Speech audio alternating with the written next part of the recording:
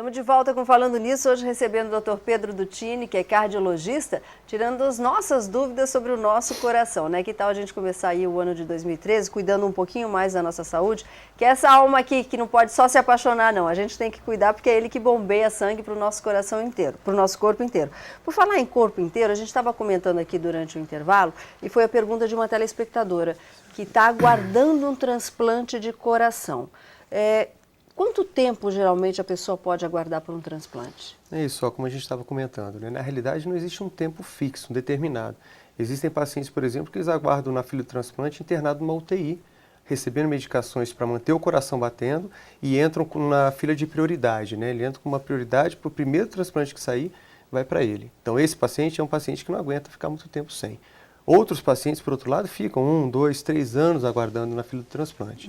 A gente tem hoje só alguns recursos, claro que não são em todos os lugares, são em hospitais terciários, né, como o Dante Pazanese, como o INCOR, HCOR, que tem dispositivos como se fossem corações artificiais, que muitas vezes ou são implantados ou ficam fora do corpo, mantendo a circulação do corpo, esperando o transplante. Tecnologia com medicina. Com então, certeza. Se a senhora está em casa, porque a senhora está assistindo o programa, graças a Deus, a senhora deve estar em condições aí de aguardar esse transplante em casa, né?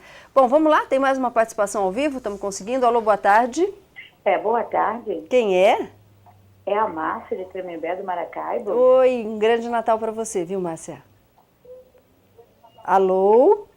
Oi? Oi, eu vou pedir para você tirar o volume da sua TV, tá bom? Ah, tá, um momentinho, querida. Tá. Peraí. Todo mundo que liga tem que tirar o volume da TV, porque Tá senão bom. fica... Tá bom? Tá bom, amor. Diga lá, linda. Então, Anjo, eu sinto muita dor aqui, assim, como que eu vou explicar pra você? No pescoço, na veia do pescoço. Aqui assim? Tipo, batendo forte. E a mais pra cima. Aqui Mais assim? pra cima, perto da orelha. Aqui assim? Isso, Aqui assim? mais um pouco pra cima. Isso aí. Entendi. Aí, isso, e muito forte, sempre eu tô sentindo. Aí eu gostaria de saber por que eu sinto tanto essa dor no meu pescoço. E é como se o coração estivesse batendo aqui? Isso, muito forte. Tá, é uma orientação, tá, minha linda? Porque assim, o médico precisa fazer um exame muito detalhado para poder saber exatamente o que é. Mas vamos para uma orientação aí, doutor Pedro.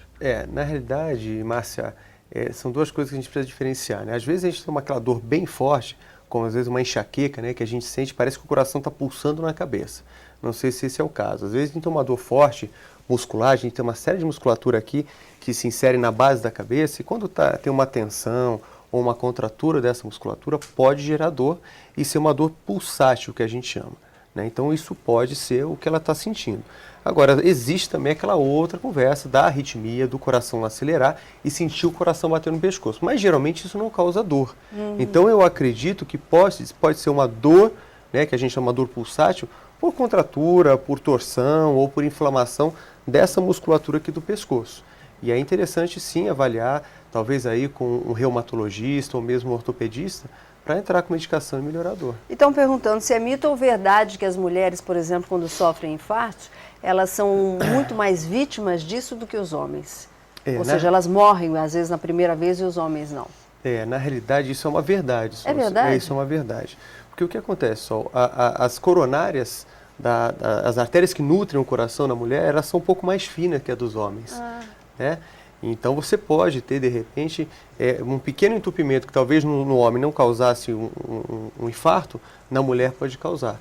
Né? E um outro dado importante, isso é legal deixar para o público, que para mulheres, diabéticos e idosos, a gente não necessariamente esperaria aquela dor típica, né? Aquela dor no peito em opressão que vem para o braço. Não, às vezes nesse grupo de pacientes pode vir um infarto, mas de uma maneira bem diferente, às vezes só com falta de ar, às vezes com uma queimação no estômago. Então tem que ser levado em consideração isso a gente, quando atende o paciente, a gente sempre lembra disso porque podem infartar de maneira diferente. Então vamos lá, você já respondeu uma pergunta que uma pessoa ligou. A queimação no estômago, aquela sensação de enjoo, quais os sintomas do infarto? Esse é um dos sintomas? Esse é um dos sintomas, mas não o mais típico, né? Se a gente puder colocar aí para o telespectador o que a gente vê na maioria, aquilo que a gente lê nos livros, né, é aquela dor em opressão né, a sensação que o paciente fala é que tem um elefante pisando no peito dele, né, ou aquela constrição, ou mesmo uma queimação na região do peito, que pode irradiar para o braço esquerdo, pode irradiar aqui para a região da mandíbula, para o dorso, pode irradiar até para o braço direito, tá? E é uma dor que geralmente ela piora com os esforços e melhora com o repouso. Ou pode piorar às vezes com estresse, uma discussão familiar também. E um outro dado importante, só que grande parte dessas dores vem com outros sinais, outros sintomas juntos, como sudorese nas mãos, a mão fica pegajosa, né? A pessoa fica pálida, às vezes dá enjoo. Então tudo isso pode vir acompanhando o sintoma do infarto. Mas mais uma vez, principalmente na população dos idosos, diabéticos e mulheres, a gente não necessariamente tem que esperar esse quadro florido, clássico, para achar que é infarto. Então, todo cuidado é pouco. Acompanhamento, sempre, né? Bom, segunda-feira também é dia da gente conferir aí as dicas daqueles picorruchinhos dos meus primeiros passos. E hoje a gente vai saber sobre os cuidados com as crianças e os animais. Tem gente que tem medo de ter bicho de estimação, né? Porque acha que pode prejudicar as crianças. Será que é verdade? Meus primeiros passos.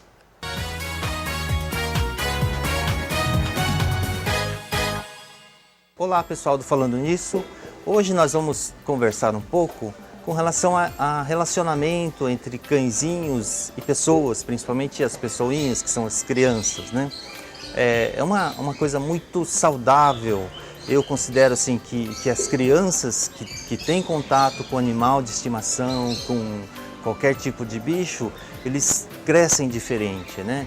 É importante que a criança tenha um contato com o animalzinho, quando ela cresce um pouquinho, que tem um animalzinho para desenvolver aquele senso de responsabilidade, né? Mas é um relacionamento que tem que ter algum cuidado. Principalmente quando a pessoa, o casal, a mulher, ela está grávida, ela tem o nenenzinho, normalmente é um fator de estresse quando nasce a criança, né? E tem um animalzinho de estimação. O animalzinho de estimação, quando chega aquele serzinho pequeno, aquele nenenzinho, ele pode receber essa informação de várias formas. Tem cachorrinho que ele fica enciumado, ele não quer ficar perto da criança, né?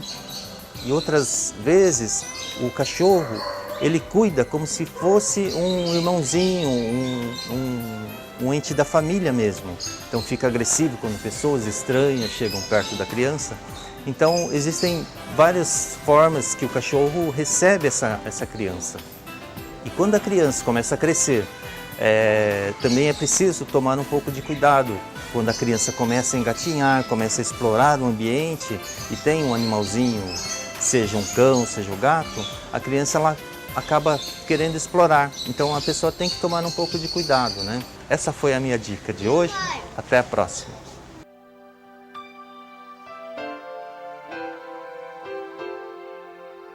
Grande beijo para o Dr. Marcos Massal, todo o pessoal do Polipet que está sempre com a gente aqui no programa, dando dicas para os animaizinhos de estimação. Excelente iluminado no Natal, mas ó, em 2013 estamos firmes aqui, hein, Dr. Marcos, para trabalhar. Rapidinho a gente está de volta, está passando rápido hoje, a gente já volta com o Dr. Pedro Dutini, cardiologista, nos orientando aí sobre a saúde do coração. Fica aí.